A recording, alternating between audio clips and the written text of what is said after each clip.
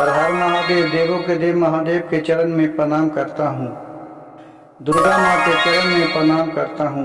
सरस्वती माँ के चरण में प्रणाम करता हूँ। गणेश भगवान के चरण में प्रणाम करता हूँ।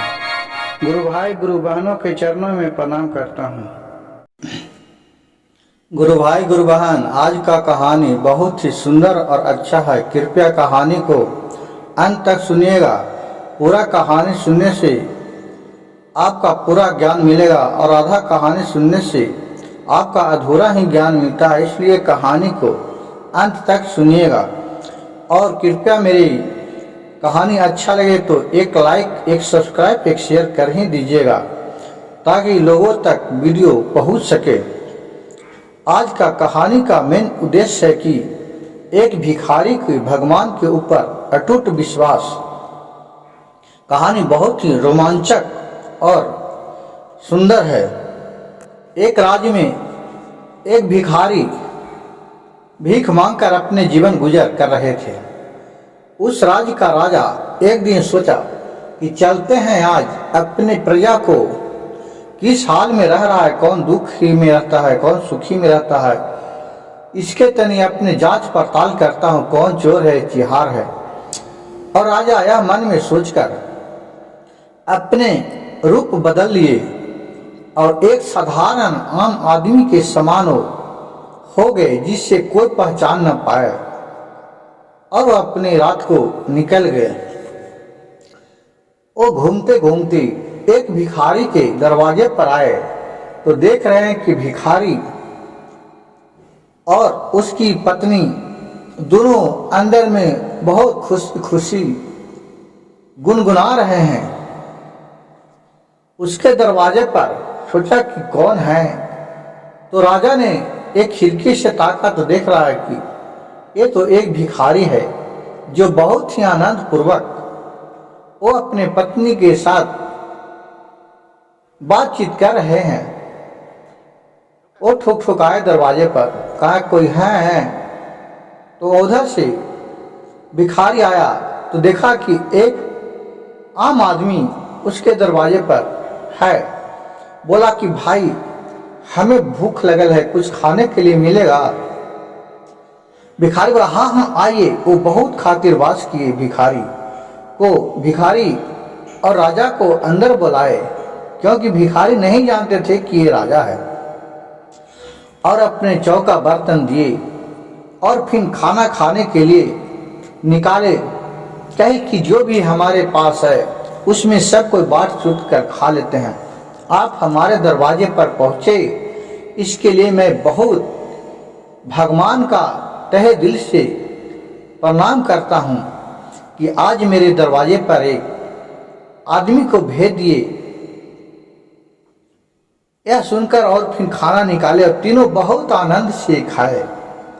तो राजा ने पूछा भिखारी से कि तुम कौन सा काम करते हो कि जो इतना खुशी में है? कहा कि मैं तो कुछ नहीं करता हूँ, मैं तो एक भीख मांगने वाला आदमी हूँ, भिख मंगा। मैं भीख मांग के लाता हूँ और अपने आनंद पूर्वक खाता हूँ। बोले कि अगर जो भीख नहीं मिले तो? कहा कि अगर एक दरवाजा बंद होता है तो भोलेनाथ दूसरा दरवाजा खोल देंगे। सब प्रभु की लीला है, सब उन्हीं का रचाया हुआ है। राजा ने बोला कि इसका पर एक भिखारी हो कि इतना अटूट विश्वास है भगवान पर। अच्छा देखते हैं। वो दरवाजे गए और दूसरे दिन अपने राज में पूरा आदेश दिए कि आज के बाद कोई भी भीख मंगा भीख नहीं मांगेगा और नहीं कोई उसको भीख देगा। जो भी भीख मांगते पकड़ा गया या जो भिखारी को भीख देते पकड़ा गया, उसको इस राज से निकाल दिया जाएगा। एक खबर भिखारी को सुना। भिखारी का अब क्या खाएंगे, चलो भोलेनाथ सबका ऊपर है। वो भिखारी अपने मन मार के रास्ते में जा रहा था। वहां देख रहा कि एक गर्मी का दिन था तो एक पेड़ के नीचे एक घड़ा लेकर एक आदमी पानी पिया रहा है और जो भी पानी पी रहा है उससे बिना मांगे कुछ न कुछ पैसा उसको दिए जा रहा है। उन्हें देखा ऐसा भी होता है, चलो मैं भी एक क्यों काम नहीं कर लेता हूँ। वो गए और एक घैला किन के लाए और वो भी दूसरे चौराहे पर बैठ गए। वो भी पानी बेचने लगे। कहा वो भी पानी बेचे, शाम तक कुछ खाने भर पैसा मिल गया। फिर अपना गए और राशन पानी लाए और अपना खाना बनाए। फिर राजा भेष बदल के उसके घर आए शाम को। फिर बोले कि आज भी तुम इतने खुश में है, क्या आज खाने के लिए कैसे मिलेगा। कहा कि सब भोलेनाथ की कृपा है, जब एक दरवाजा बंद होता है तो भोलेनाथ दूसरा दरवाजे खोल देते हैं, सब उन्हीं का कृपा देखिए। आज राजा ने आदेश दिया कि भीख मांगना नहीं है मेरे इलाके में, तो आज हमने पानी बेचकर भी पैसा कमाया और हमें खाने भर धन मिल गया और उससे हम दोनों खाना खाने लगे। राजा फिर चले गया और फिर कहा कि अच्छा, इसका इतना भगवान पर विश्वास है, इसका मैं विश्वास को चकनाचूर कर दूंगा, देखते हैं भगवान इसको कितना दरवाजा खोलते हैं। कहा कि ठीक है। फिर वहां से दोनों को खुशी खुशी देखे। राजा आनंद से खाए पिए और फिर अपना चले गए। फिर वहां जाके दूसरे दिन फरमाए कि आज से कोई भी पानी का मटका कहूं चौराहे पर नहीं रखेगा, नहीं तो उसको मटका फोड़ दिया जाएगा। जब उसके पत्नी के बात मालूम हुआ तो अपने पति से बोलता, ऐ जी, आज तो राजा ने हुक्म दिया कि किसी भी पानी नहीं बेच सकते हैं, नहीं तो उसका मटका फोड़ दिया जाएगा। अब क्या कीजिएगा, हम लोग के पास तो खाने के लिए पैसा नहीं है, अन्न नहीं है, अब तो मैं भूखे मर जाऊंगा, कैसे करूंगा हम लोग। बोले कि भिखारी बोला, क्यों इतना चिंतित हो, सब भोलेनाथ देने वाले हैं, सबका पार लगाने वाले वही हैं। वो घरदानी, एक रास्ता बंद होता है तो दूसरे रास्ता खुलता है। और फिर वो कह के अपने घर से निकल गए। रास्ते में देख रहे हैं कि बहुत सा लकड़ी काट के लकड़हारा जंगल से आ रहा है और लकड़ी को बेच के पैसा कमा रहा है। ये सोचा भिखमंगा, बोला कि ऐसा भी होता है, भगवान जिसका शरीर में बाहुबल दे, ताकत दे, सारे अंग ठीक हो, मजबूत हो, वो कोई भी काम कर सकता है और अपने पेट को चला सकता है। हम भी क्यों न लकड़ी काट के ही बेचूं। और फिर वो गया, एक कुल्हाड़ी किन के लाया बाजार से और लकड़ी काट के वो भी बेचने के लिए बाजार में गया और उससे भी खाने भर पैसा कमा लिया। फिर शाम को आया, उधर से अपना गल्ला पाती लेते आया राशन पानी और फिर दोनों बेकत बनाया, आराम से खुशी खुशी बिताने लगा। फिर जब 8-9 बजा तो फिर राजा भेष बदल के और भिखारी के पास पहुंचा। देखा कि आज क्या बात है। देखा कि फिर वो भिखारी उतना ही खुश में है जितना खुशी में रोज रहता था। राजा बोला, फिर गया उसके पास, फिर उससे पूछा, भाई आज आपको खाने के लिए कैसे मिल गया। कहा, क्या कहूं, सब भोलेनाथ की कृपा है। आज तो एक रास्ता, बोले ना कि एक रास्ता बंद होते हैं तो भोलेनाथ दूसरा रास्ता खोल देते हैं। जिनका भगवान पर भरोसा है सब उन्हीं का देल है।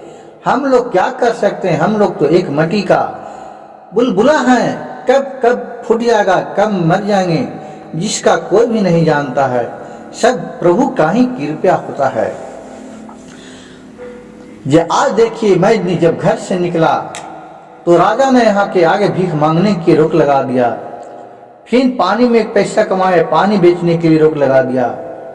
आज देखे कि जंगल से लकड़ी लोग काट के ला रहे हैं और बेच रहे हैं और पैसा कमा रहे हैं। मैंने भी आज लकड़ी गया, काटा और पैसा कमाया।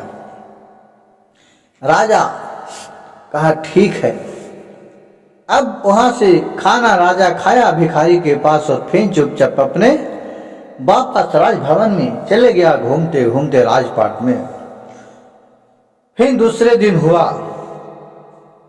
तो राजा ने हुक्म दिया अपने मंत्री को कि जाओ, तुम जितना भी मेरे राज्य में लकड़हारा है सबको बुला के ले लाओ। और वहां से सबको बुला के ले लाया और बोला कि सबको राजा बुलाए हैं। सब लकड़हारा लोग गए कि क्या बात है कि हम लोग का राजा बुलाए हैं। अब राजा के पास लकड़हारा गया। राजा ने बोला, आज से तुम लोग सभी को अपने देश के सेवा में आपको लगा देता हूं। सभी को महीने का 5-5 हजार रुपया दिया जाएगा। सब लकड़हारा सुन के बहुत खुश हो गए और सबको एक चांदी का तलवार दिया गया म्यान में। बोला कि अपनी सेवा में लग जाओ, मेरे चारों पटी आप लोग सैनिक का काम करो और पहरा दो। लकड़हारा भी कहा, क्या भोलेनाथ का कृपा है, मैं एक भिखारी और आज एक राज्य का नौकर से भी बढ़ के मेरे राज्य का सेवा करने का अवसर मिला।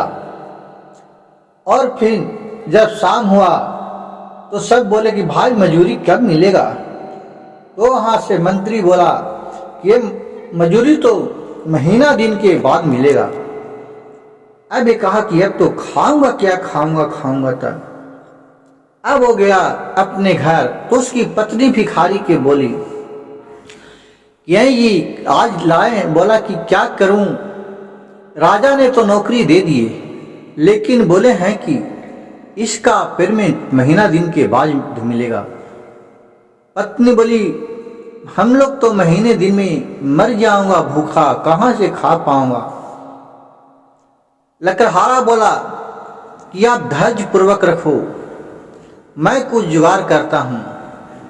और वो गया बाजार में और जो चांदी का खंजर था जो राजा दिया था उसे बेच दिया खंजर को। और वहां से ढेर सारे पैसा मिला। उसके 2 महीना का राशन पानी कीन के लेके चला आया केवा, क्योंकि वो कीमती था, चांदी का तलवार था। वो बेच दिया और 2 महीना का राशन लेके चला आया घर में। अब कहा कि अब जब पगार मिलेगा तो फिर खाना के लिए चल जाएगा काम। तो बोला कि अगर राजा तलवार खोद देगा तो क्या कीजिएगा। कहा कि राजा का पता कैसे रहेगा कि मेरा तलवार नहीं है। और उसी जुक्ति के हिसाब से एकदम हूबहू उसी तरह एक लकड़ी का तलवार अपने म्यान में बना के और रख लिया। पता नहीं चला यो लकड़ी का तलवार है, क्योंकि म्यान के अंदर तो कोई देखता नहीं है। फिर राजा उसके दरवाजे पर रात में आया। फिर देख रहा है कि दोनों परिवार बहुत खुशी खुशी खाना बनाए और खाने के लिए जा रहे थे। फिर इन्होंने दरवाजा को खटखटाया। फिर अंदर गया तो बोले, राजा खाना वाना सब साथ में खाए। बोले कि आज भी तुम इतनी खुश है, आज खाना कैसे खाया। कहे कि क्या करूं, राजा ने तो नौकरी दे दिया लेकिन खाने के लिए हम लोग रोज कमाने वाले खाने वाले आदमी हैं और पगार देगा महीना में, हम लोग क्या करें, हम तो भूखे मर जाएंगे। ये देखिए मैं उस तलवार को बेच दिया और एक लकड़ी का तलवार हूबहू बना लिया। ये अपने म्यान में रख लिया। म्यान से निकाल के राजा को दिखाया कि देखो ये तलवार है और मैं क्या करता, भूखे मरता थोड़ी। कहा कि अगर राजा खोजेगा तो, कहा कि राजा खोजेगा तो देखा जाएगा। कहा कि अगर चोर आएगा तो, कहा चोर आएगा तो देखा जाएगा। सब भोलेनाथ पर विश्वास है ना, सबका पार वही लगाते हैं। कहा ठीक है। और फिर राजा चले गया।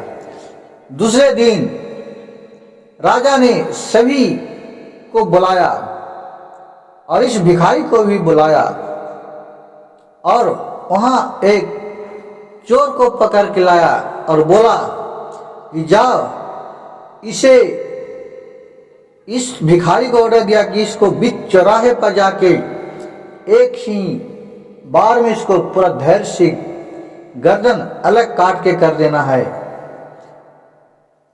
कहा कि ठीक है, अब तो राजा के हुक्म तो मानना पड़ेगा। और वहां से बीच चौराहे पर लेकर के चला गया। वहां राजा भी मंत्री का भेष में था और वहां बोला जब इसको गर्दन काटो। तो भिखारी बोला ठीक है मैं काट रहा हूं, बल्कि हमें 2 मिनट का मोहलत चाहिए। कहा कि ठीक है, और भोलेनाथ पर सुमरन किया और बोला हे भोलेनाथ, मैं आपको बहुत तहे दिल से प्रार्थना सेवा किया हूं। अगर ये चोर हकीकत में होगा, इसने गुनाह किया होगा, तो मेरे तलवार से एक ही बार में इसका गर्दन अलग हो जाए। और इसने कोई गुनाह नहीं किया होगा और सच्चा आदमी होगा तो इसे रेत तक नहीं लगे। ये बोल के और ऊपर के ध्यान लेके अपने म्यान से तलवार निकाल के जैसा ही चलाने के लिए ताना, तो वो मंत्री था जो कहा रुक जाओ, और वो रुक गया। बोला कि क्या हुआ महाराज? कहा कि नहीं नहीं, ये चोर नहीं है, ये तो तुम्हें परीक्षा लिया जा रहा था कि तुमने अपने राज के ऊपर कितना विश्वास है, तुमने मेरा हुक्म मानता है कि नहीं। कहा कि मैं एक मंत्री नहीं, और आज अपने भेष में आ गए। ये देखकर भिखारी ने उसे प्रणाम किए और बोला, और राजा ने सारी कहानी इस भिखारी को कह के सुना दिया। बोला कि मैं ही तुम्हारे घर जाते थे प्रतिदिन, और तुम जैसा कहता था उस पर मैं रोक लगा देते थे, और मैं देखते थे कि तुम्हारे भगवान में कितना शक्ति है, कब तक तुम्हारे भगवान तुम्हें भोजन जुटाता रहता है। चलो आज से मैं तुम्हें सबसे मेन बनाया, और मैं अपने गद्दी के बगल में तुम्हें राज सिंहासन के बगल में एक सिंहासन दिया, और तुम्हें अपने सलाहकार बनाया। तुम सलाहकार देखने वाला एक अच्छा आदमी हो। कहा भिखारी कि मैं कैसा आदमी सलाहकार देने वाला हूँ प्रभु, मैं तो एक ठहरा भिखारी, मैं आपका क्या सलाह दे सकता हूँ। राजा बोले कि आप में जो सच्चाई है, जो अटूट विश्वास है, उसके आगे मेरा राजपाट भी बेकार है। आज से तुम्हें मैं अच्छा पद पर नौकरी देता हूँ, बिना कमाए तुम्हें पूरा परिवार के लिए अच्छे घर बनवाया। उसके महल में उसको भिखारी के औरत को रहने का दे दिया और महल बनवाया, और फिर खुशी खुशी सब रहने लगे। गुरु भाई गुरु बहन, इस कहानी से हमें यह शिक्षा मिलता है कि भोलेनाथ भगवान जिसके ऊपर दया दयालु करते हैं, उसे कोई भी चाहकर दुश्मन मुदाई से नीच मनोकामना से उसे जितना परेशान करे, वो परेशान तो होते हैं, लेकिन कोई ना कोई रास्ता भोलेनाथ सबको, एक रास्ता बंद होता है तो एक रास्ता खोल नहीं देता है। और मेरे वीडियो अच्छा लगे तो कृपया मेरे चैनल को एक लाइक, एक सब्सक्राइब, एक शेयर कर दीजिएगा। हर हर महादेव, घर घर महादेव। मेरे कथा और कहानी सुनने वाले सभी को भोलेनाथ के चरणों में कोटि कोटि प्रणाम करता हूँ।